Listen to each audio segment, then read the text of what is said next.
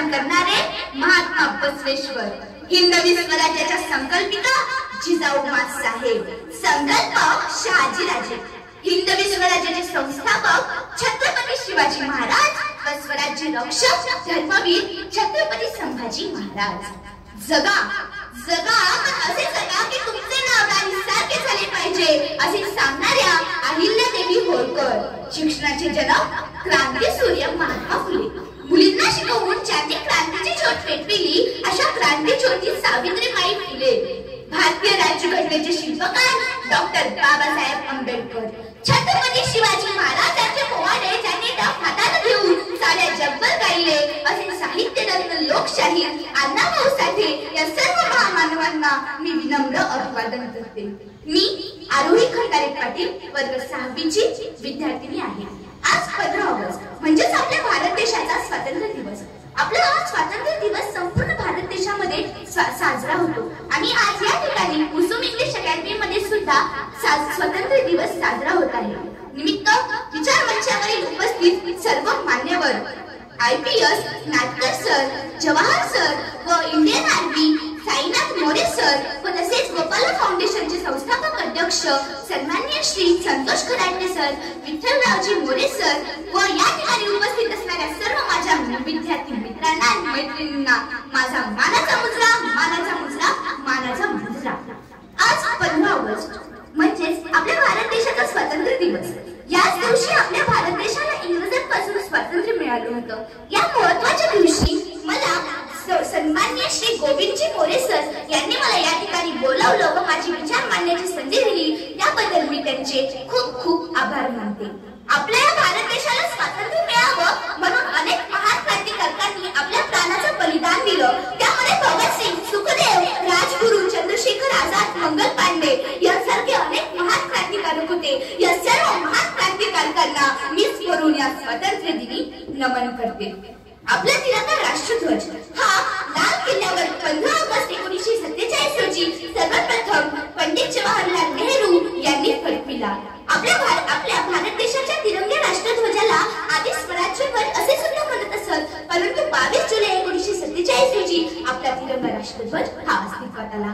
आपला तिरंगा हा आता अभिमानाने फडकतो आणि आपणही त्याच्याकडे स्वाभिमानाने आणि गर्वाने पाहतो. हीच आपली राष्ट्रभक्ती आणि देशप्रेम होय. उत्सव हा 3 रंगांचा आभाळी आज सजला, उत्सव हा 3 रंगांचा आभाळी आज सजला. नतमस्तक होते मी त्या सर्वांना ज्यांनी हा भारत देश घडवला, ज्यांनी हा भारत देश घडवला. आपल्याला आपल्या भारत देशासाठी प्राण अर्पण करण्याची, रक्त सांडण्याची आवश्यकता नाही व ती आपल्याला संधी नाही. आपण मात्र आपल्या भारत देशाची सेवा करू शकतो.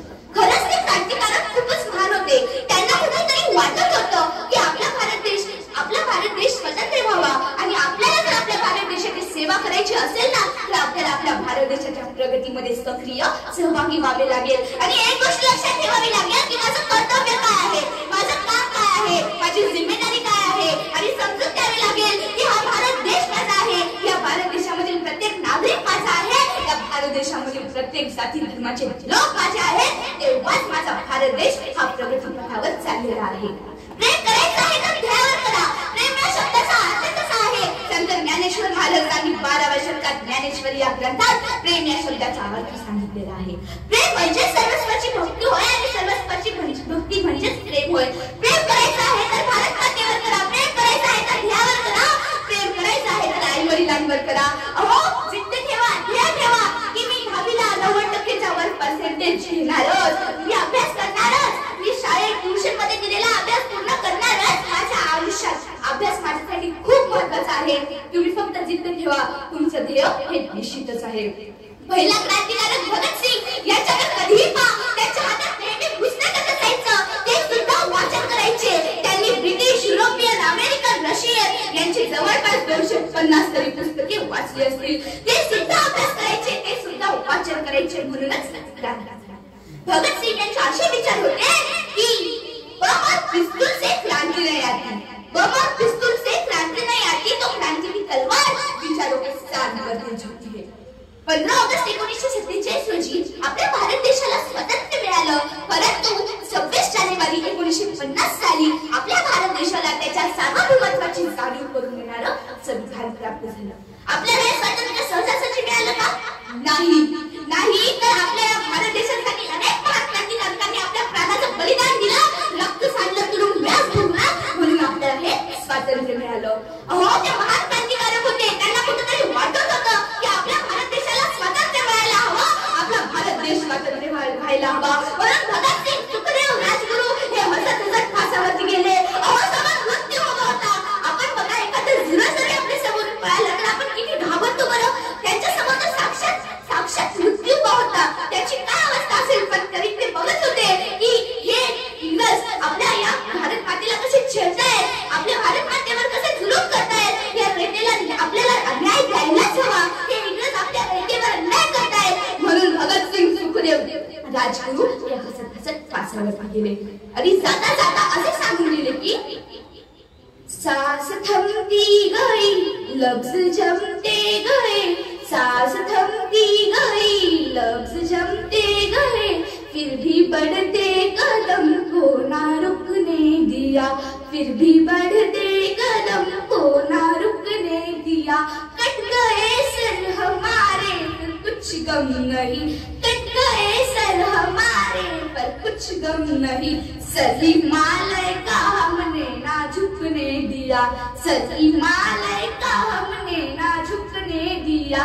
मरते मरते रहा बाकफन साथियों, मरते मरते रहा बाकफन साथियों, अब तुम्हारे हवाले ये वतन साथियों, अब तुम्हारे हवाले ये वतन साथियों. भारत देशाच्या विद्यार्थ्यांनो, भारत देशाच्या तरुणांनो, आता हा भारत देश तुमच्या हातात आहे. आता या भारत देशाचं स्वातंत्र्य टिकवायची जिम्मेदारी तुमच्या हातात आहे. म्हणून विद्यार्थी मित्रांनो, असे आपल्याला भगतसिंग, सुखदेव, राजगुरू हे जाता जाता सांगून गेले. चला तर आपण आता शिक्षणाच्या विषयाकडे वळूया. संत जगद्गुरू तुकोबाराय हे असे सांगून गेले होते की असाध्य साध्य करिता कारण सायास अभ्यास तुका म्हणे. म्हणजेच कोणती गोष्ट साध्य करण्याची ताकद फक्त शिक्षणातच असते. 12व्या शतकात आपल्या गंगाखेडच्या संत जनाबाई अशा सांगून गेल्या होत्या की वाचील जो कोणी जरी त्याची लोटांगरी, वाचील जो कोणी जरी त्याची लोटांगरी, म्हणजे जो कोणी वाचेल, शिकेल, त्याला ही संत जनाबाई सुद्धा वंदन करेल. अहो, आपले संत गाडगे महाराज सांगून गेले होते की माय बापू, आपल्याला एक वेळची भाकर नाही मिळाली तरी चालेल, परंतु आपल्या लेकरांना शिकवा, संघटित बनवा. आणि विद्यार्थी मित्रांनो, तुम्ही देखील असा अभ्यास करा की तुमच्या आई वडिलांचं आणि तुमच्या शिक्षकांचं नाव खूप मोठं झालं पाहिजे. मी तुम्हाला एक सिंहीचा प्रसंग सांगते. एक सिंही असली बघा, तिने एका जंगलात राहत होती आणि तिने 2 पिल्लांना जन्म दिला आणि दुसऱ्या क्षणी त्या जागेवरून दुसऱ्या जागेवर जाऊन बसली. आता ते पिल्ले तर नेमके जन्मलेले, त्यांना वारा, ऊन, पाऊस, पाणी काहीच माहित नाही. आईने आधार द्यावा तर ती आई दूर जाऊन बसली. ते पिल्ले आपल्या आईकडे पाहतात आणि म्हणतात, ए आई ये ना गं आमच्याकडे, ए आई ये ना गं, आई ये ना गं आमच्याकडे. पण ती आई काही तिथे मिठायलाच तयार नाही.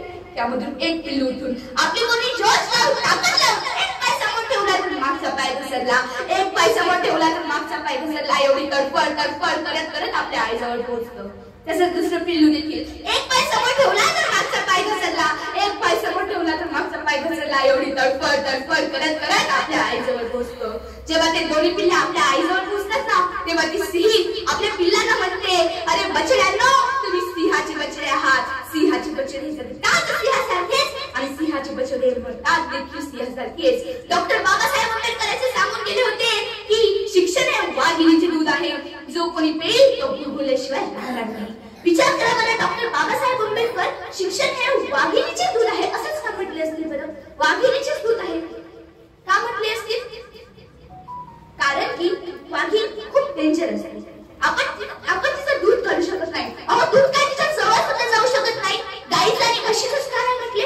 कारण गाई आणि म्हशीचं आपण काढून पिऊ शकतो, परंतु वाघीणच्या जवळ पण जाऊ शकत नाही. म्हणूनच डॉक्टर बाबासाहेब आंबेडकर म्हणाले होते की शिक्षण हे वाघिणीचे दूध आहे, जो कोणी पेईल तो गुळगुळल्याशिवाय राहणार नाही. म्हणून विद्यार्थी मित्रांनो, आता तुम्हीच ठरवा की तुम्हाला 100 वर्ष शेळी होऊन जगायचंय का एक दिवस वाघ होऊन जगायचंय.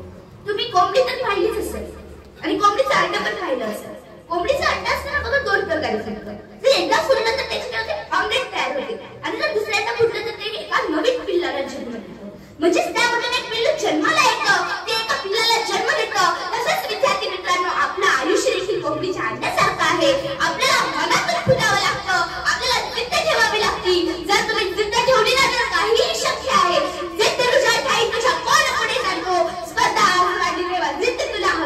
जिद्द तुला हवी. विद्यार्थी मित्रांनो, तुम्ही इथून ठरवून जा. समजा जर तुमच्या शाळेत चित्रकला स्पर्धा असेल तर तुम्ही इथूनच ठरवून जाणार की मी असे चित्र काढणार, मी असा रंग देणार, मी असे आकार काढणार. आणि तुम्ही तिथं तसेच करता तर तुमचा नंबर येत नाही. म्हणजे तसंच तुम्हाला असाच अभ्यास करावा लागतो. आणि विद्यार्थी मित्रांनो, जर तुम्ही एखादा पाठ अभ्यास करायला घेतला तर त्या पाठामधली एक ओळ घ्यायची, एक वाक्य घ्यायचं, त्या वाक्याचे 2-3 प्रश्न तयार करायचे आणि त्या प्रश्नाचं उत्तर तयार करायचं. म्हणजे एक वाक्य घ्यायचं, त्या वाक्याचा प्रश्न करायचा आणि त्या प्रश्नाचं उत्तर तयार करायचं. यालाच म्हणतात अभ्यास. विचार प्रत्येक गोष्ट वेगळी करत नसतात तर वेगळ्या पणाने करत असतात. विद्यार्थी मित्रांनो, जर तुम्ही असा अभ्यास केला ना तर तुमचं भविष्य हे उज्ज्वल झाल्याशिवाय राहणार नाही. एवढे बोलून मी माझे विचार थांबवते.